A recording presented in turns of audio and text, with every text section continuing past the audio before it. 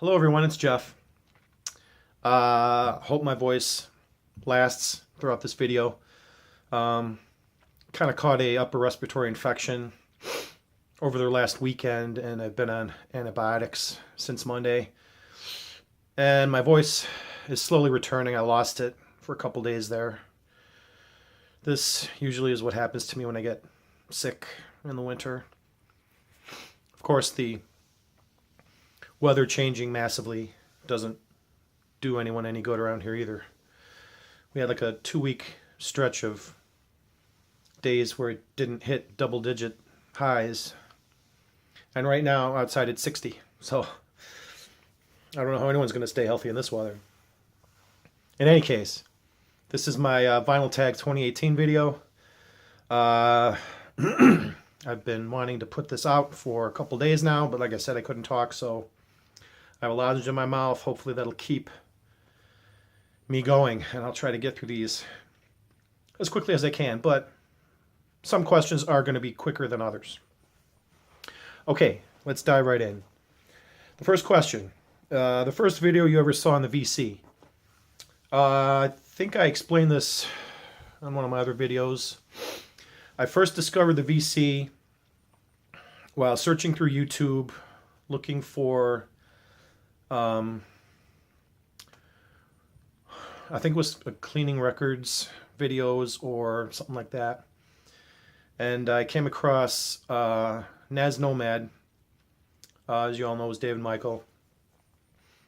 I saw one of his videos in the search results, and the thumbnail was an album. I don't know which one it was, but it was one that I liked, so I clicked on it, watched the video, and I was just like, oh my god, this guy's just like me.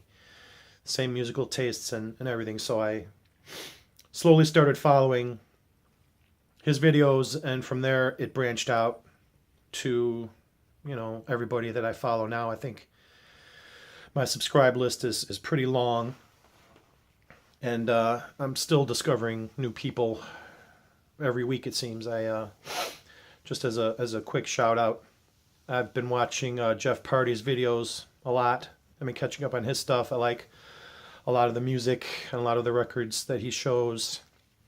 And Speaker, I've been watching a lot of his videos. Sean Zlock, who is local to me, which I learned last week. So, dude, we should hang.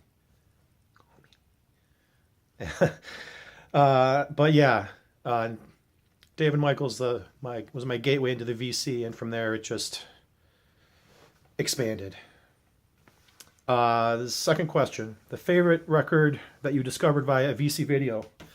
Showed this one recently. I'll show it again. It's Buddy Guy, Stone Crazy. No surprise.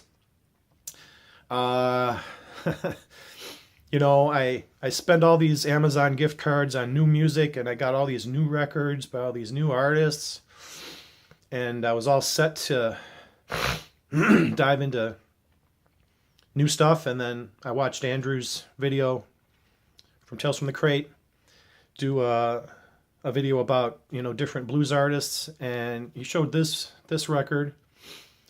And I was like, okay, I'll check it out. You know, I found it online on YouTube. And you know that feeling when you discover a record and you just can't stop listening to it because it just makes you feel good, and it kind of blows your mind a little bit every time you listen to it.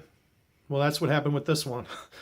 So all those new records got put to the side, and I've been concentrating on this. I mean, it's starting to get better. I'm listening to other things besides this now, but there was a good stretch there right around Christmas time where all I was listening to was Buddy Guy. So I will get to those new records at some point very soon. Never fear.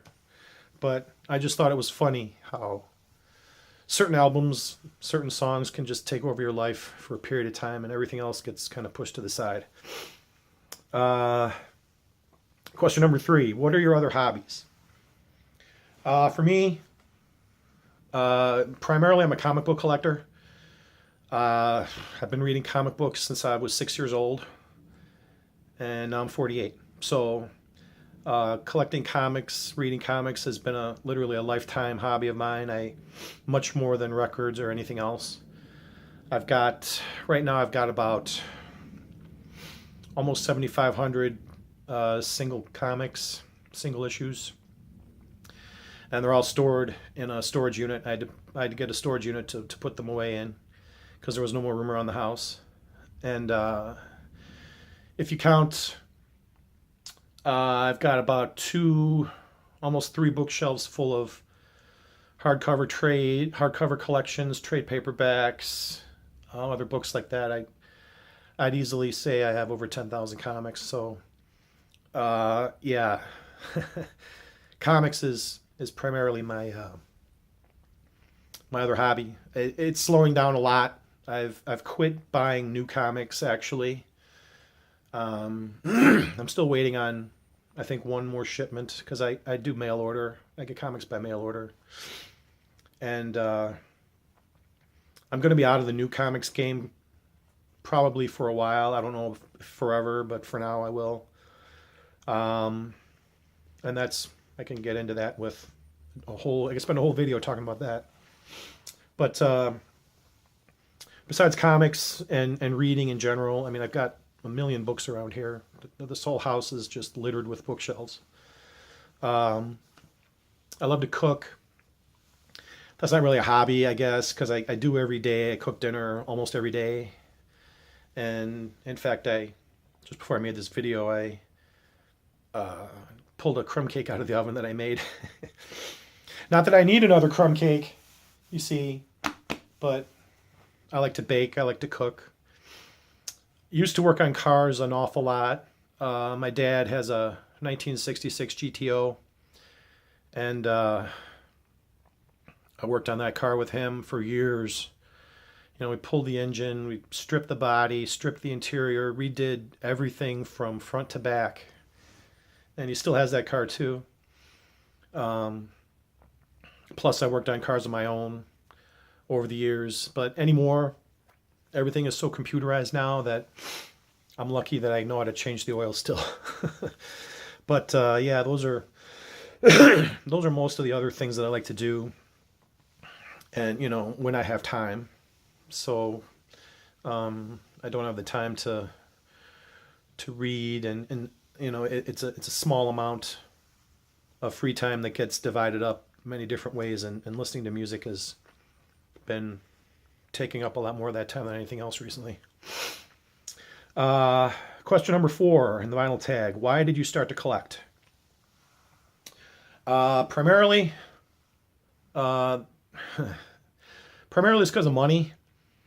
When I split my last long-term relationship, I basically lost my music collection because most of those records were hers. You know, she had a fancy Bang & Olufsen stereo to play them on, and when she left, I had a small stack of records of my own. You know, a small stack of CDs of my own, and nothing to play them on. So I pulled the Pioneer setup that I used for a couple years. That was it was stashed at my parents' house. I pulled that out and I used that. And I discovered Half Price Books, and this was back in 2011. You could still get almost any record there for $2 to $5. So it just made financial sense if I wanted to rebuild a music library. And I am, slowly but surely. The other reason I started to collect records was because I never had money to do it when I was a little kid. Comics, like I said, they were cheaper. I could get more bang for my buck, basically, out of a comic book than I could out of a record album. And now, later on, as I became an adult, you know, I was able to start buying the albums that I always wanted to get and start listening to the albums that I always wanted to get. That, you know, listening to all of these albums that I've heard about or read about over the years was a primary motivator for me to try to start tracking albums down and collecting them. So there's a couple reasons. And really, excuse me, I have this fantasy when I retire, should I live that long, of having, you know, one of those massive libraries slash listening rooms with this giant shelves of vinyl records like some of you guys have already. And just casually looking through them and saying, I think I'll listen to this today, and pulling a record and pulling it. I pull a record and playing it. And I don't know, it's just a idle fantasy I've had of having a big enough collection to enjoy when I do have a lot of time to listen to music. So yeah, the answers to that question is multiple about why I started to collect, but that's pretty much it. Number 5, do you play an instrument? No. Or are you in a band? No. Question number 6, ever work in a record store? No. Not that I didn't want to, but it just never happened that way. Number 7, favorite album from the year you were born? I was born in 1969, so that was a pretty stellar year for music. And while there are many, many great albums to choose from that year, I'm going to go with classic Neil Young. Everybody knows This Is Nowhere. This is just a perfect album, front to back. So, yeah, I'm going to go with Neil. You really can't go wrong with Neil. Number 8, what classic record have you never heard? Which goes back to the reason why I collect. Probably the biggest, most influential, most talked about record on the VC that I've never actually listened to all the way through would be Pet Sounds by the Beach Boys. Whatever hits are on it, I don't even know the track list. I'm sure the hits I've heard, but I don't own a copy. A couple times I've tried searching for a copy and they're just too damned expensive. So that's probably the biggest record that I've never listened to is Pet Sounds by the Beach Boys. Question number 9, show a guilty pleasure record. I don't really have guilty pleasure records because I'm pretty secure on my musical taste. But if I can rephrase that question into a record that I would probably get the most shit over owning and listening to, it would definitely be something by the Bee Gees. Like in this case, this album here, Main Course. Or it could be the Saturday Night Fever soundtrack. I don't care. I like the Bee Gees. And this here's a great album. I mean, Jive Talkin's on this one. Nights on Broadway's on this one. These are just great songs. And there's a reason the Bee Gees were famous, and they just the harmonies are off the charts. The songwriting is very strong. They just know how to make really good hit records. So while I wouldn't necessarily classify this as a guilty pleasure, even my wife goes, really, Bee Gees? So I guess this would be my answer for that question. Number 10, the strangest record. Well, they're not really that strange, but I've got a whole stack of K-Tel records. Powerhouse, Hit Machine, Discomania 2, no less, Power Play, Blockbuster, all kinds of different collections by your favorite artists on K-Tel. That's pretty much about as strange as I get. I don't really have any strange records. I don't know. Okay, let me take a drink of water. We're halfway through the list.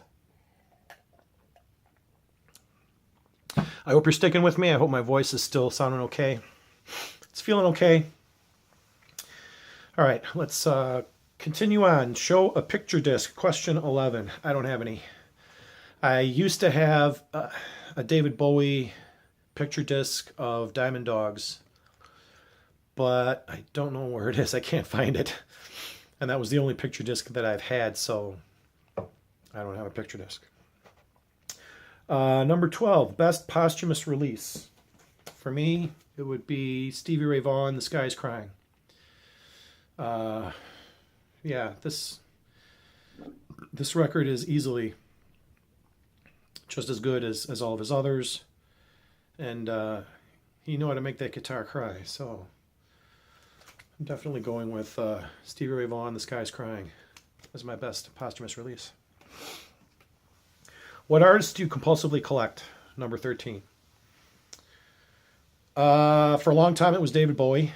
I was trying to get a complete run of his albums from the up to about Scary Monsters, and then I did that. Neil Young, I still collect his albums and I still track them down. They're getting harder to find, ones that I need, but probably those two guys will be the biggest ones. I don't really buy multiple copies of albums like a lot of you guys do. Every inch of shelf space is precious to me, so I can't really devote a lot of space to having multiple copies of the same album. As long as I have a few doubles of some albums. Like I've got 2 White Albums, I've got 2 Abbey Roads, but that's just because the ones that I originally bought in the 80s were represses of represses of represses, and the ones I got were Apple labels, and they were probably 2nd or maybe 3rd generation pressings. So, but yeah, that's probably, I don't really compulsively collect too many others besides Bowie and Neil Young. Number 14, your best blind buy. It would be these guys, the record company. Probably, I don't know if you've heard of them. They do wind up on the radio. Here, the song Off the Ground, you might have heard of. These guys give me hope for the future. They've got a great sound. They're a trio. And they play good bluesy rock and roll, which is right up my alley. And actually, my wife liked the one song, so I took a chance and I bought the whole album, and it turned out to be a really good purchase. So this one's been on our turntable for quite a while now. The record company, give it back to you. The best blind buy. This is a great album. A blind spot artist. Question number 15. For me, it would probably would be a band like Radiohead, because I just know of them what I hear off the radio, and I've got Kid A on CD, but I don't really know enough about them. I know they're this critically revered band. Everybody seems to love Radiohead, and I probably, to form a educated enough opinion on them, I would probably have to dive into their catalog and give them a good long listen. So I would probably say my blind spot artist would be Radiohead. Number 16, your favorite album cover. For now, I had a very hard time picking, but I ended up going with Security by Peter Gabriel. This was his 4th self-titled album. I don't know what this is. I know it's probably got some kind of trickery, photographic trickery involved in it, but I like it. And all of Peter Gabriel's album covers are interesting to look at. So for today, for now, I'm going with Security by Peter Gabriel. It's one of my favorite album covers. Question number 17. A musician you've met. Haven't really met very many musicians. I went to a Jeff Beck concert. Geez, almost like 10 years ago now. And a guy opened for him. His name was Davey Knowles. I don't know if any of you ever heard of him. He had a group called Backdoor Slam. and he'd gone solo from that group, and he was the opening act, and he was every bit as good as Jeff Beck, in my opinion. So after the show, he was selling CDs and signing them, so I bought one. This was Backdoor Slam's first album called Roll Away. So I met him, I shook his hand, I told him he was great, and he said thanks and signed my CD. That's probably the closest I've ever got to meeting or talking to a musician, except probably back in 1999. I worked at the Field Museum in downtown Chicago. I was a building engineer there, and I worked second and third shift there.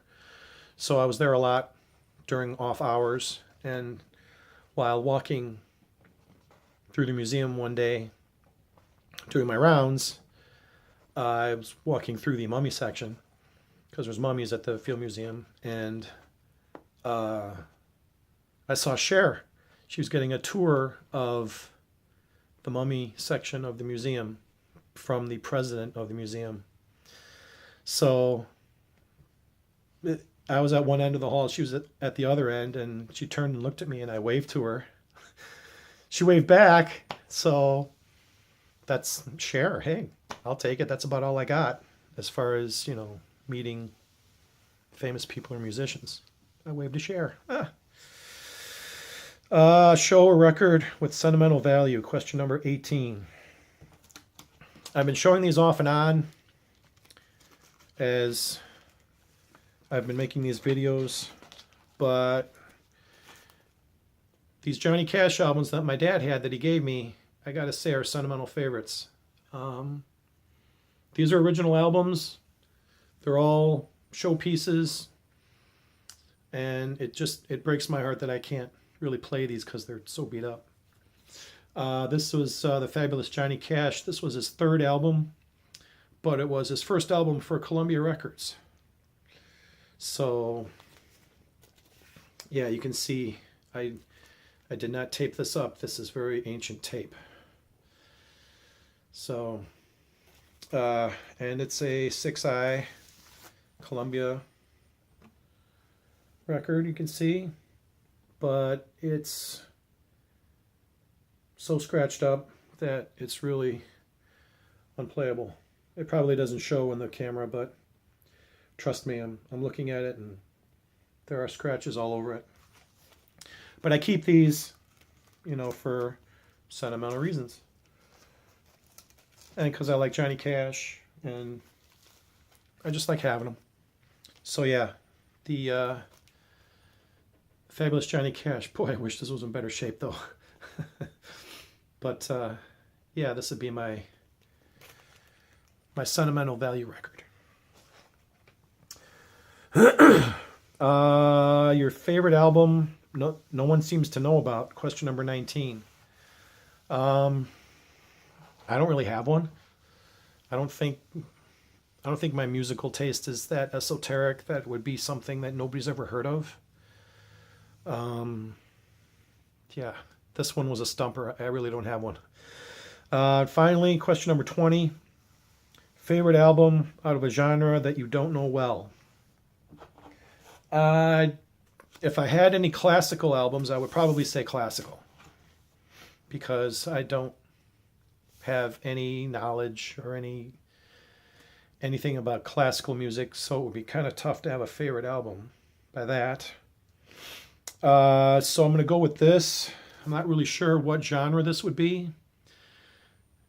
Frank Sinatra's probably a genre to himself. Maybe crooners from the 50s. I don't know. But this is In the Wee Small Hours by Frank Sinatra. This is another one of my dad's records. This is not original. I think this is a repressing from the early 60s.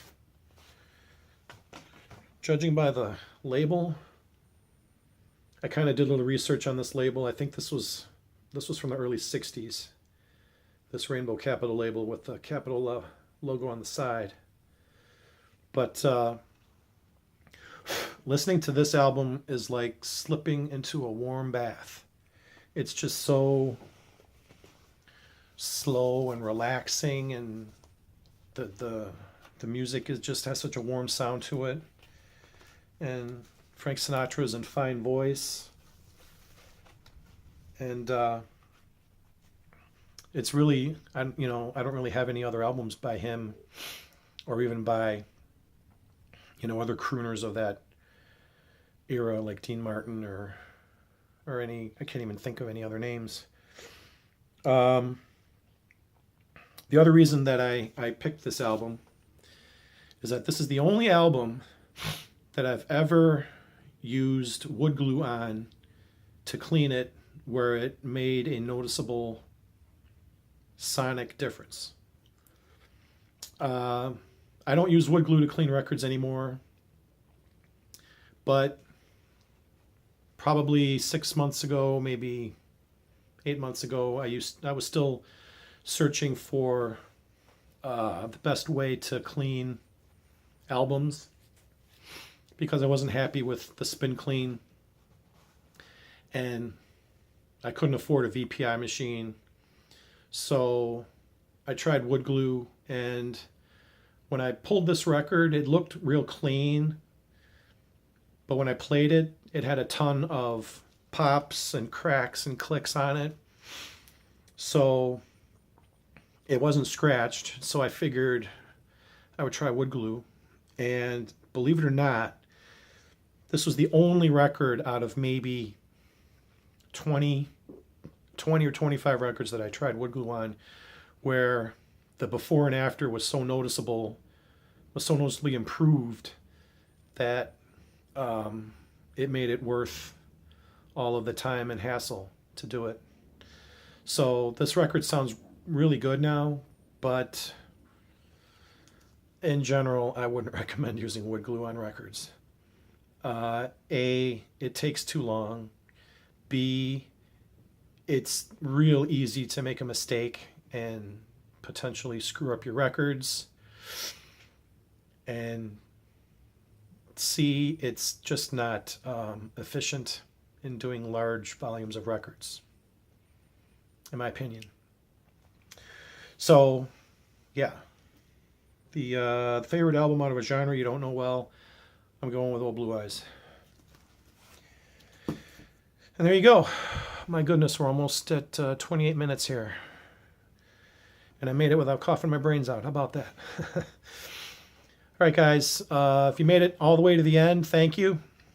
Thanks for watching. And hopefully I'll be able to put out more videos soon. Hopefully my voice will come back 100%. And I'll talk to you again soon. Take care, everyone.